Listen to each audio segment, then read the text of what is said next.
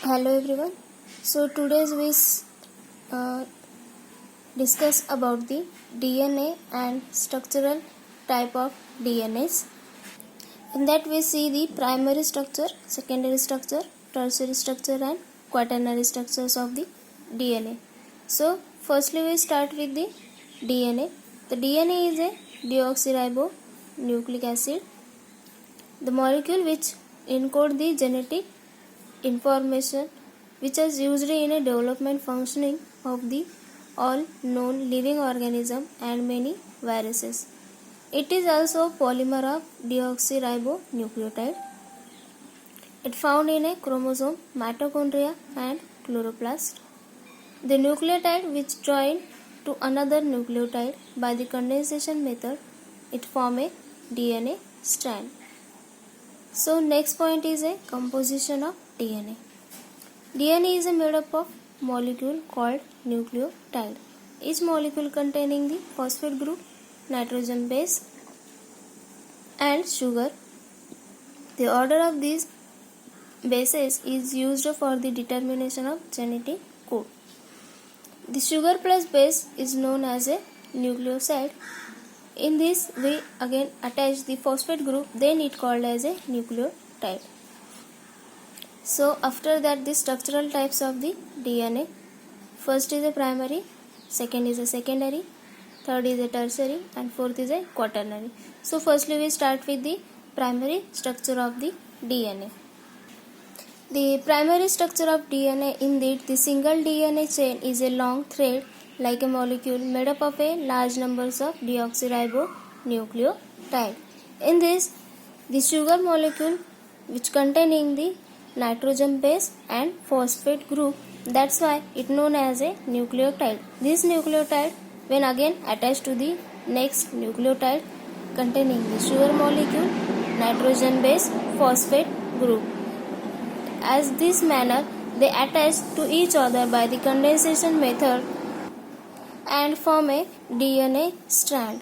In this, the backbone of a primary structure containing deoxyribose linked by phosphodiester bond, the nitrogen containing bases are projected from the backbones. The sugar phosphate backbone of a DNA strand. This is the sugar phosphate backbone of the DNA strand. The phosphodiester bond are formed between the 3' and 5' of a successive sugar molecules. The 3' OH group of a deoxyphosphate of a one nucleotide which join to the 5' OH group of a another adjacent nucleotide through the phosphate group. The polarity in DNA and RNA is derived from the oxygen and nitrogen atom in the backbone. The nucleic acid formed when the nucleotide comes together through the phosphodiester linkage between the 5' and 3' carbon atom. The nucleic acid sequence is a order of nucleotide. Within a DNA is a GACT and in a RNA GACU. The sequence are presented from the 5' to 3' end and determine the covalent structure of entire molecule. The sequence can be complementary to another sequence in that the base one each position is a complementary as well as in a reverse order. The sequence of letter of strand of DNA or RNA is a part of primary structure as is a helical or a double helical shape. The nucleic acid sequence in a DNA is a GACT and in a RNA GACU. Next point is the significance of a 5' to 3' direction. The phosphate group attached to the 5' end and the OH group is attached to the 3' carbon in a sugar ring. Here is the phosphate group which attached at the 5' end and hydroxy group or OH group which attached at a 3' end. This naming convention is important because the nucleic acid can only be synthesized in a vivo in 5' to 3' direction. As a polymers that assembles a new strand only attached to a new nucleotide to the 3' OH group via phosphodiester bond. If we attach a new nucleotide, then it attaches to the 3' OH group by the formation of the phosphodiester bond. So this is the end point of the DNA strand, and 5' is a starting. Here's 5' start, and here's 3' continue. The new one nucleotide which attach at a 3' group of the OH. Next point is a nitrogen base. In this, the nitrogen base are classified into two types. First is a purine, second is a pyrimidine. Purine containing adenine guanine, pyrimidine containing cytine, cytosine, uracil, thymine. According to the Chargaff rules, A is bind to the T and G is which make a bond with the C. So A plus G is equal to T plus C. A always make a bond with the T and G always make a bond with the C. But in case of the RNA, it is a different. The next point is a phosphate group, which are a negative charge and give a DNA molecule negative charge and play its vital role in a phosphodiester bond formation. Next point is a length of DNA and RNA. The size of individual gene or an entire genome is measured in a base pair because the DNA is usually double-stranded. So it is difficult to measure the length of DNA. That's why we measure the base pair which are present in a DNA strand. Hence, the number of total base pair is equal to the number of nucleotide in a one strand of the DNA. So, the number of base pairs present in a one strand of DNA is equal to the number of nucleotide. The kilobase kb is a unit of measurement in molecular biology is equal to the 1000 base pair of DNA or RNA. So here's the primary structure of DNA is completed. Then the second structural type of DNA is a secondary structure of DNA. So here's we start a secondary structure of DNA. The two anti-parallel polynucleotide chain would around the same axis. The secondary structure of nucleic acid molecule refer to the base pairing interactions within single molecule or set of interacting molecules. The secondary structure of biological DNA and RNA tends to different. The DNA exists fully based pair, double helix, and RNA is a single strand. In the secondary structure of DNA, the DNA is in a double-stranded double helix structure and RNA is in a single strand structure. DNA secondary structure is predominantly determined by the base pairing of a two nucleotides strand wrapped around each other to form a double helix. Here the two strands of polynucleotides are wrapped around each other and make a double helix strand of the DNA. There is also two grooves in a double helix which are called major groove and minor groove based upon their relative size.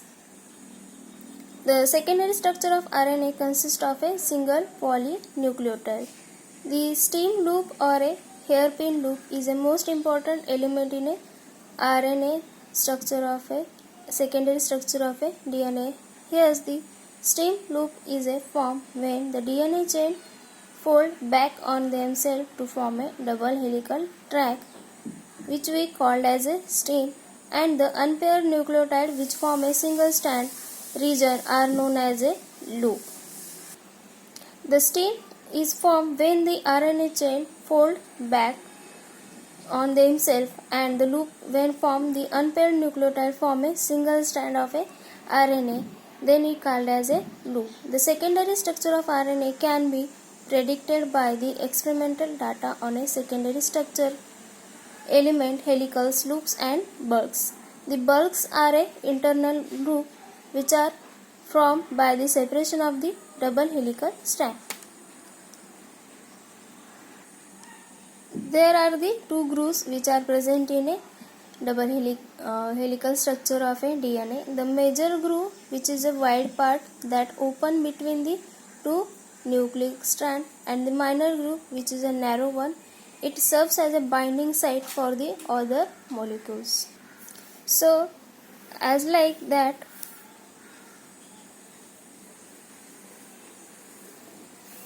so this one is the major groove and this is the minor groove. The major groove, which is open between the two nucleic acid strands, and minor groove, which is a narrow one, is a binding for the other molecules. Here's the 5 dash, here's the 3 dash, 3 dash, 5 dash. Both strands are anti-parallel to each other. This is a double helical structures of DNA. The next important point in a double helical structure of DNA is a hydrogen bond, which is formed between the bases or a nitrogen bases. The two nucleotides on a opposite complementary of DNA or RNA strand that connected via hydrogen bond are called base pair. The base pair is a the Wadsman-Crick pairing of a base, in that A form a base with a T by forming a double hydrogen bond, and G pair with a C by formation of the triple bond of a hydrogen bonds. Then A and T make a double bond of a hydrogen bond, and here G and C, there are a triple bond of a hydrogen bond. They are bind to each other. The hydrogen bonding give the structural stability to the molecules. That's why they are structurally stable in an anti-parallel movement. The base stacking provide the chemical stability to the DNA double helicals. This occurs due to the hydrophobic effect of DNA. Due to the hydrophobic effect of DNA, the DNA forms a stacking. The stacking which eliminates the gaps between the base and excludes the maximum amount of water from the entire of the double helix. In this stacking, there are the forces involved, which are the hydrophobic interaction or van der Waals forces. They are the two major forces which are used for the stacking forces. Here is the double helical structure of a DNA. Here is the phosphate group, which is attached to this sugar and then the nitrogen atom. Here is the 5 dash, which is attached to the phosphate, and here is the 5 dash, which is attached to the phosphate, and here is the 3 dash, and here is the 3 dash. The new nucleotide which is attached to the 3 dash site of the OH.